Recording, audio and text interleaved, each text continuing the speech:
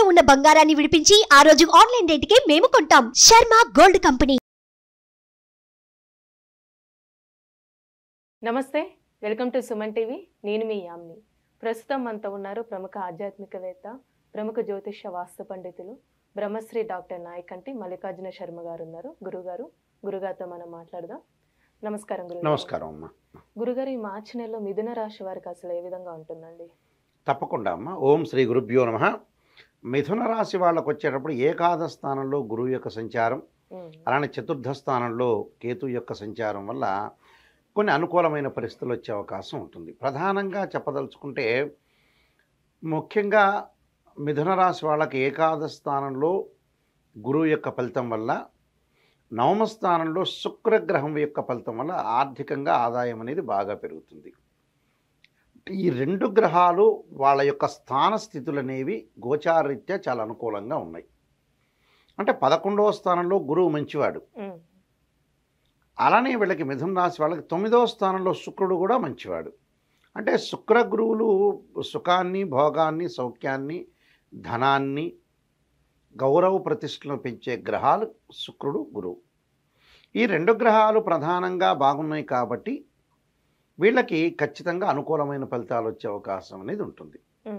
అంటే ఆకస్మికంగా ధనలాభం, వృత్తిపరంగా ఇబ్బందులు లేకుండా ఉండటం, వృత్తి, ఉద్యోగ, వ్యాపార రంగాల్లో విశేషమైన కృషి చేసి, అలానే పిల్లల విషయంలో కానీ, అలానే బంధువులు కానీ మిత్రుల యందు గౌరవ మర్యాదలు పెంచుకోవటం, వీళ్ళకు కూడా గౌరవ మర్యాదలు పెరగటం, సంఘంలో కీర్తి ప్రతిష్టలు పెరిగే అవకాశాలు ఎక్కువగా ఉంటాయి. అంటే ఈ రెండు గ్రహాల వల్ల అనుకూలమైన ఫలితాలు జరుగుతాయి. అలానే వివాహం కాని స్త్రీ పురుషులు ఎవరైతే ఉంటారో వాళ్ళందరూ కూడా వివాహాలు, మంచి ప్రయత్నాలు సఫలీకృతం అవుతాయి. అంటే ప్రధానంగా మన స్థితిని, మనం ఉన్న పరిస్థితిని మనం అంచనా వేసుకోవటం అనేది అవసరం ఎప్పుడైనా కూడా జీవితంలో. అంటే ఈ రెండు గ్రహాలు ఉన్నత భావాన్ని, భార్యాభర్తల యొక్క కలయిక, అలానే కుటుంబ పరంగా ఇబ్బందులు లేకుండా ఉండటం, గతంలో భార్యాభర్తలు గొడవ పడిన వాళ్ళు కూడా కలుసుకునే అవకాశాలు ఉంటాయి. అంటే ఏదైతే ఒక గొడవలు, తగాదలు లేకుండా సఖ్యత అనేది చాలా ముఖ్యమైన విషయం కాబట్టి వాళ్ళు సఖ్యతతో ముందుకు వెళ్ళే అవకాశం, రాజీ పడే ధోరణిలో ఉండే అవకాశాలు ఎక్కువ ఉంటాయి. అలానే ఎవరైతే ప్రేమించుకుంటున్న యువతి యువకులు ఉంటారో వాళ్ళు పెద్దలను ఒప్పించి వివాహం చేసుకునే అవకాశం కూడా ఎక్కువగా ఉంటుంది. అంటే ఈ రెండు గ్రహాలు శుభాన్ని కలుగుతాయి. అలానే విద్యార్థులకు కూడా అనుకూలమైన కాలం. విద్యార్థులకు కూడా ఏకాగ్రత కోల్పోకుండా ఏకాగ్రతను పెంచుకొని జీవితాన్ని ఎలా మలుచుకోవాలో కొంత ఆలోచన సరళి బాగా పెరుగుతుంది మిథున రాశి వాళ్ళకి. అందువల్ల ఇది మంచి శుభపరిణామం అని చెప్పుకోవచ్చు. ఇప్పుడు ప్రైవేటు కానీ గవర్నమెంట్ ఉద్యోగస్తులకి ఏ విధంగా ఉంటుందండి? ప్రైవేటు, గవర్నమెంట్ ఉద్యోగస్తులకు కూడా మంచి ఫలితాలు జరిగే అవకాశం ఎక్కువగా ఉంటుంది. అంటే వృత్తిరీత్యా దశమ స్థానంలో వీళ్ళకి రవి, బుధ, రాహు యొక్క గ్రహాల యొక్క కలయిక ఏర్పడింది. అంటే వృత్తిరీత్యా కూడా అనుకూలమైన ఫలితం అనేది బాగా ఎక్కువ ఉంటుంది. కాబట్టి వృత్తిరీత్యా కూడా అనుకూలమైన ఫలితం ఉంటుంది కాబట్టి మంచి ఆలోచన సరళితోటి ముందుకు వెళ్తుంటారు. అంటే భాగస్వామ్య వ్యాపారం బాగా కలిసి వస్తుంది. నూతనంగా కొత్త వ్యాపారాలు కూడా ప్రారంభం చేసే అవకాశాలు ఎక్కువ ఉంటాయి. అయితే కొన్ని సవాళ్ళు కూడా ఉంటాయి వీళ్ళకి. ఈ సవాళ్ళు ఒకటి ఉంటాయి, కొన్ని సవాళ్ళు కూడా ఎదుర్కోవాల్సిన అవసరం అనేది ఒకటి ఉంటుంది. సమస్యలు కూడా పరిష్కారం చేయడానికి కూడా కొంతమంది వ్యక్తులు సహాయం చేసే అవకాశాలు కూడా ఉంటాయి వీళ్ళకి.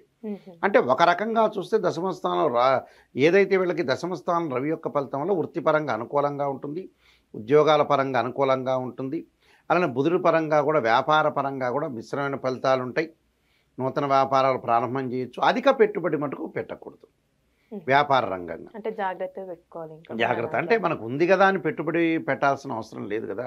దానికి లిమిటెడ్గా పెట్టుబడి పెట్టుకోవటం అనేది చాలా మంచి. వ్యాపారం సాగుతుంటే మంచిగా పెట్టుబడి పెట్టుకోవచ్చు. అలానే దశమ స్థానంలో ఏదైతే రాహు యొక్క ఫలితం వల్ల విదేశాలకు వెళ్ళే అవకాశాలు ఎక్కువగా ఉంటాయి.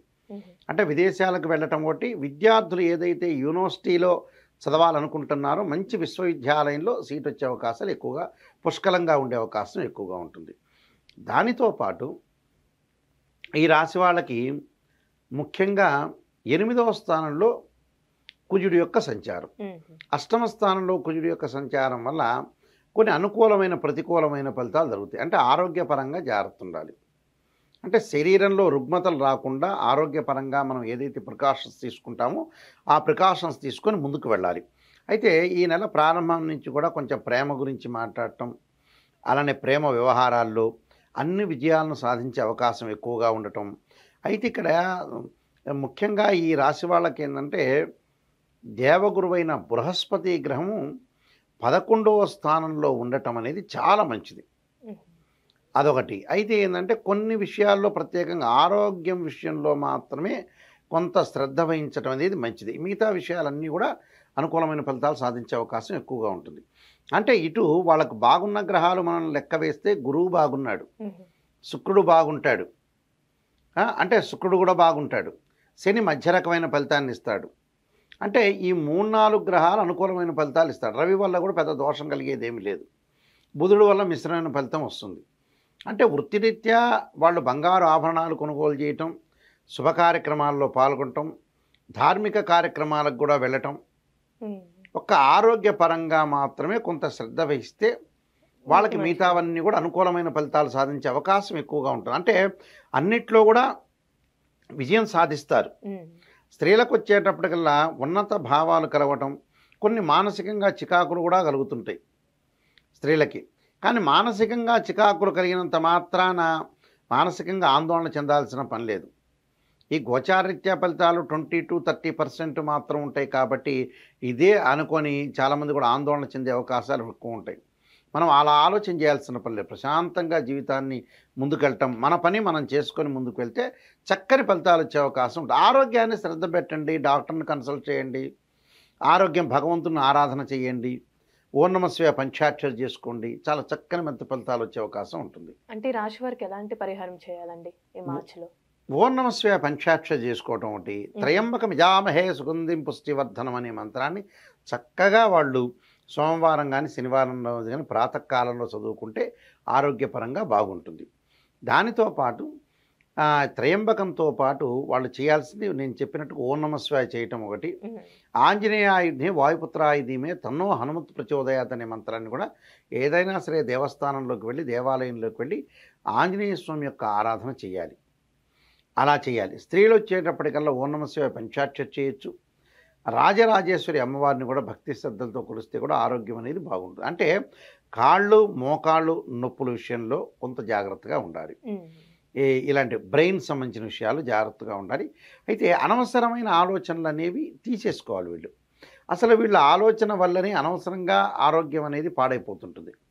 అందువల్ల ఆరోగ్యపరంగా మనం కాపాడుకోవడానికి కొన్ని విషయాలను జీవితంలో వదిలేయాలి, వదిలేసి ముందుకు వెళ్ళాలి. కొన్ని వదలలేనివి కూడా ఉంటాయి వాస్తవంగా. కానీ ఏ వదలాలి ఏ వదిలేయకూడదు, మనం ఎంతవరకు కొన్ని విషయాల్లో శ్రద్ధ పెట్టాలని ఆలోచన చేసి ముందుకు వెళ్ళాలి. టోటల్గా వీళ్ళకి ఈ మిథున రాశి వాళ్ళకి 80% బాగుందని చెప్పుకోవచ్చు ఈ నెలలో. చాలా చక్కగా తెలియజేశారండి. ధన్యవాదాలు. నమస్కారం అండి.